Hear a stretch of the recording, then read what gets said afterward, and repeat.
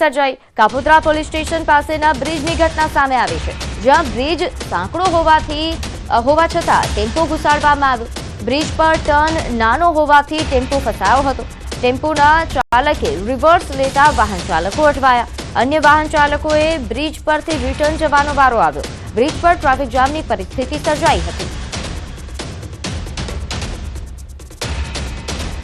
ત્યારે આજે સમગ્ર ઘટના સર્જાઈ તેના દ્રશ્યો સામે આવ્યા છે, જેમાં જોઈ શકાય છે કે આ બ્રિજનો જે માર્ગ છે તે ખૂબ જ સાંકડો છે, તેમ છતાં આ જે અહીં વાહન ઘુસાડવામાં આવ્યું, જેના કારણે આ ટેમ્પો ચાલકની બેદરકારીના કારણે ટ્રાફિક જામ સર્જાયો હતો। ઘણા સમય સુધી ટ્રાફિક જામ રહ્યો। અહીં અન્ય વાહન ચાલકોને રિવર્સ લઈને પરત ફરવાનો વારો આવ્યો।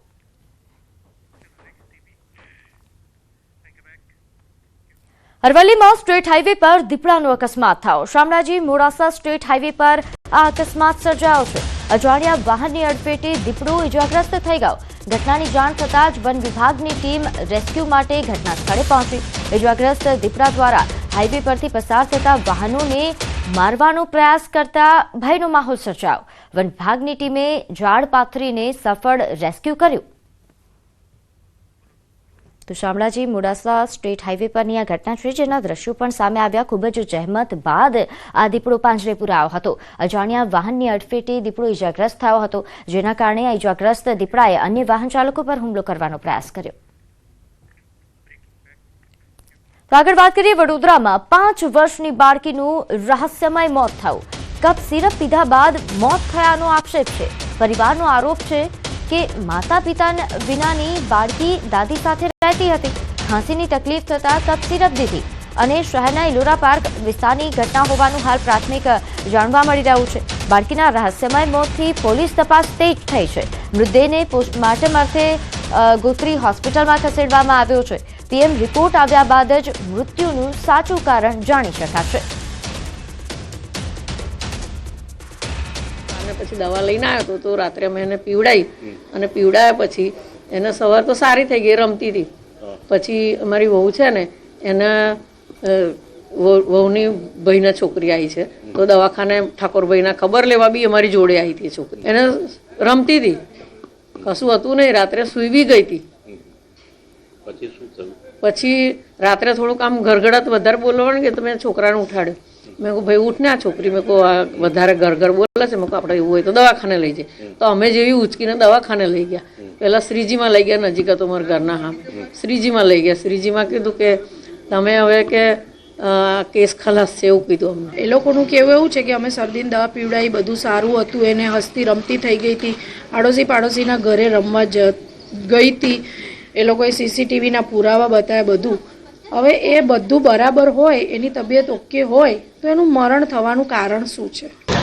એમના મરણ જનાર છે એમના માસી તરફથી આક્ષેપો હતા કે કંઈક ખોટું થયું છે, પણ રાઈટ નાઉ અત્યારે વિષય એવો છે કે પંચનામું કર્યા પછી એમનું પીએમ થશે। પીએમમાં પેનલથી થશે અને વિશેરા પણ લેવામાં આવશે અને ફોરેન્સિક રિપોર્ટ આવ્યા પછી એમાં આપણે કંઈક વિવરણ ઉપર આવી શકીએ। જમવાની બાબતે પતિએ પત્નીની હત્યા કરી। માથામાં કુહાડીના ઘા મારતા પત્નીનું મોત થયું। નવસારીના એથાણ ગામની આ હચમચાવી દેતી ઘટના સામે આવી છે। આરોપી પતિ સુખા હળપતિની ધરપકડ કરી લેવામાં આવી છે। માથામાં કુહાડીના ઘા વાગતા પત્નીનું ઘટના સ્થળે જ મોત થયું હતું। સમગ્ર મુદ્દે જલાલપોર પોલીસે હત્યાનો ગુનો નોંધ્યો છે અને હત્યારા પતિ સુખા હળપતિની ધરપકડ કરી છે અને આગળની કાર્યવાહી તેના વિરુદ્ધ હાથ ધરવામાં આવી છે।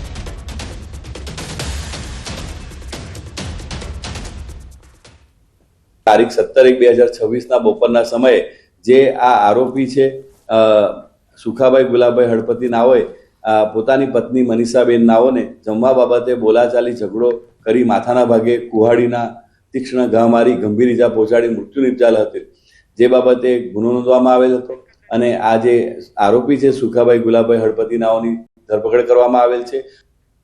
તો ઉત્તર પ્રદેશના બુલંદ શહેરમાં આવેલા સમસરપુર ગામમાંથી સનસનીખેજ ઘટના સામે આવી, જ્યાં વિવાદ બાદ જમાઈને તેના સાસરિયાઓએ નિર્દયતાથી માર માર્યો।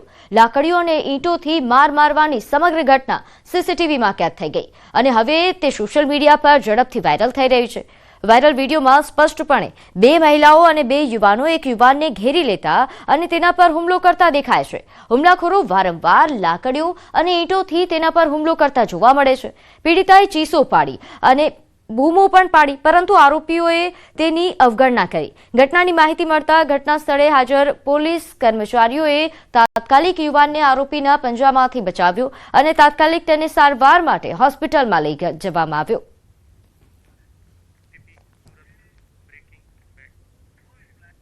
તો સુરતના ઉધના વિસ્તારમાં એક ફેક્ટરીમાં આગનો બનાવ સામે આવી રહ્યો છે. ઉધના 0 નંબર ખાતે પ્લાસ્ટિકની ફેક્ટરીમાં ભીષણ આગ લાગી. આગના બનાવની જાણ થતાં ફાયર વિભાગની ટીમો ઘટના સ્થળે પહોંચી. ફેક્ટરીમાં રહેલા 3 જેટલા કારીગરોને ઈજા થયા હોવાના સમાચાર છે. ફાયર પહોંચે તે પહેલા જ તેમને સારવાર માટે હોસ્પિટલ ખસેડી દેવામાં આવ્યા. ફાયરે આગ પર કાબુ મેળવી લીધા હોવાના હાલ અપડેટ પ્રાપ્ત થઈ રહ્યા છે. તો સુરતથી આ બનાવ સામે આવ્યો, જ્યાં ઉધના વિસ્તારમાં આ ભીષણ આગનો બનાવ બન્યો હતો. એક ફેક્ટરીમાં આ ભીષણ આગ લાગી અને આ આગ લાગતા ફાયર વિભાગને જાણ કરવામાં આવી. તાત્કાલિક ફાયર વિભાગે ઘટના સ્થળે પહોંચી પાણીનો મારો ચલાવી હાલ આગ પર કાબુ મેળવી લીધો છે. આ ઘટનામાં 3 જેટલા કર્મચારીઓને ઈજા પહોંચ્યા હોવાના સમાચાર છે. તેમને જોકે સારવાર અર્થે હોસ્પિટલ ખસેડી દેવાયા છે. તો આ દ્રશ્યો પણ સામે આવ્યા છે. ઉધના વિસ્તારના એક ફેક્ટરીમાં ભીષણ આગના બનાવો છે. જોકે ફાયર વિભાગના કર્મચારીઓએ તાત્કાલિક આગ પર કાબુ મેળવ્યો. તો સાબરકાંઠા જિલ્લામાં અચાનક વાતાવરણમાં પલટો નોંધાયો છે. વહેલી સવારથી ધુમ્મસભર્યું વાતાવરણ. ધુમ્મસ છવાતા ખેડૂતોમાં ચિંતાનો માહોલ છે. ઘઉં, બટાકા, શાકભાજી અને ચણાના પાકને નુકસાનની ભીતિ છે. વહેલી સવારે ધુમ્મસ પણ છવાતા વિઝિબિલિટી ઓછી થઈ ગઈ છે. વાહન ચાલકો તેના કારણે પરેશાન થઈ રહ્યા છે. તો સાબરકાંઠાના આ દ્રશ્યો આપ જોઈ રહ્યા છો, જ્યાં અચાનક વાતાવરણમાં આ પ્રકારે પલટો આવ્યો, જેના કારણે વાહન ચાલકો તો પરેશાન થઈ રહ્યા છે, કારણ કે ગાઢ ધુમ્મસ છે, વિઝિબિલિટી ઘટી છે. પરંતુ ખેડૂતોની ચિંતા વધી છે, કારણ કે ઘઉં, બટાકા, શાકભાજી, ચણાનો પાક હાલ જ્યારે છે ત્યારે એને નુકસાન પણ થઈ શકે છે. તો આગળ વાત કરીએ પોરબંદરની. અહીં વન વિભાગ દ્વારા દીપડાના બચ્ચાનું રેસ્ક્યુ કરવામાં આવ્યું. કુવામાં પડેલા દીપડાના બચ્ચાનું રેસ્ક્યુ થયું. રાતિયા ગામે વાડી વિસ્તારમાંથી રેસ્ક્યુ કરવામાં આવ્યું. દીપડાનું બચ્ચું અકસ્માતે કુવામાં પડી ગયું હતું. પોરબંદર વન વિભાગના અધિકારીઓ અને કર્મચારીઓ દ્વારા સફળતાપૂર્વક રેસ્ક્યુ કરી લેવામાં આવ્યું છે. ત્યારે રેસ્ક્યુના દ્રશ્યો પણ સામે આવ્યા છે.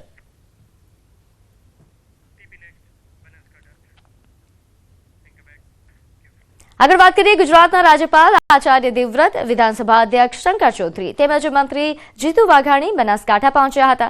ત્યાં વડગામના ભૂખલા ખાતે બનાસ ડેરી અને સુઝુકી દ્વારા તૈયાર કરાયેલા બનાસ સુઝુકી બાયો સીએનજી પ્લાન્ટનું લોકાર્પણ કર્યું. અહીં મોટી સંખ્યામાં પશુપાલકો તેમજ આગેવાનો ભૂખલા ગામે પહોંચ્યા હતા. નોંધ્ય છે કે સુઝુકી કંપનીના મેનેજિંગ ઓફિસર કેનિચીરો ટોયોફકુફુ પણ ઉપસ્થિત રહ્યા હતા. આ અંગે શ્વેત ક્રાંતિ બાદ હવે બનાસમાં ગોબર ક્રાંતિની શરૂઆત થયા હોવાનું મંત્રી જીતુભાઈ વાઘાણીએ નિવેદન આપ્યું.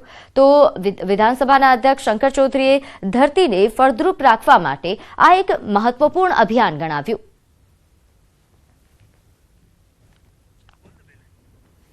નોંધ્ય છે કે હાલ જે આ પ્લાન્ટ બનાસકાંઠામાં શરૂ થયો છે, આ પ્રથમ પ્લાન્ટ છે ભારતમાં કે જ્યાં બાયો સીએનજી પ્લાન્ટ કે જેનું લોકાર્પણ થયું છે. આ પ્લાન્ટના કારણે હવે શ્વેત ક્રાંતિ બાદ ગોબર ક્રાંતિ આવી શકે છે.